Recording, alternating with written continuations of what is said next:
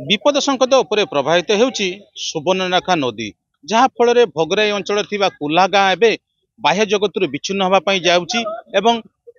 कुल्हा गाँ को जीवाई हेले ए देशी डंगा होउची एक साहा भरसा कारण जिते गाँ भितर को जीवे सेते पानी बढ़ी बढ़ी चलो आम सहित जड़े ग्रामवासी अच्छा आम सीधा सड़क कथा देखिपे 3 फुट आड़े पानी बर्तमान आसलानी से देशी डंगार से घर को जाऊँगी पानी केते पानी काली आसिलानी आज बेसी सकाल आज बेसी बढ़ी 7टारू बेसी बढ़ी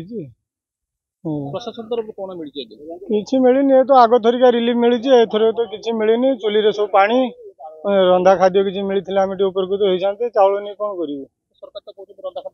कहीं रंधा खाद्य काली बनी आसिले आज सकाल पिला छुआ किसी खाई ना शुखिला मुड़ी फुड़ी खाई बुझे कहीं रंधा खाद्य तो किसी ना ए सुधा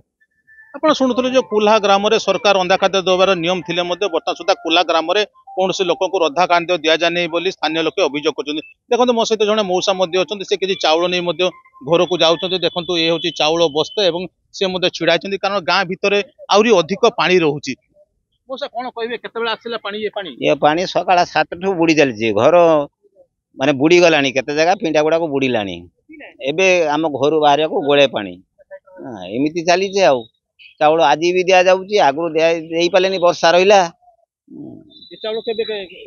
चाउल आसला आगुरी कि दे नथिले वर्षा होता तेणु आज ये पंचायत आसिक दि जाती पूर्व बन्यार चाउल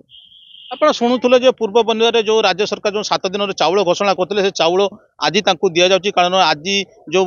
बन्या आसी जहाँफल कि गाँ टी देखिए संपूर्ण भाव बाह्य जगत विच्छिन्न होती देखो जड़े मौसी जाऊँच देखो 3 ରୁ 4 फुट पानी ए गाँ टी पूरा संपूर्ण बाह्य जगत बर्तमान विच्छिन्न होती ए गाँ टी हूँ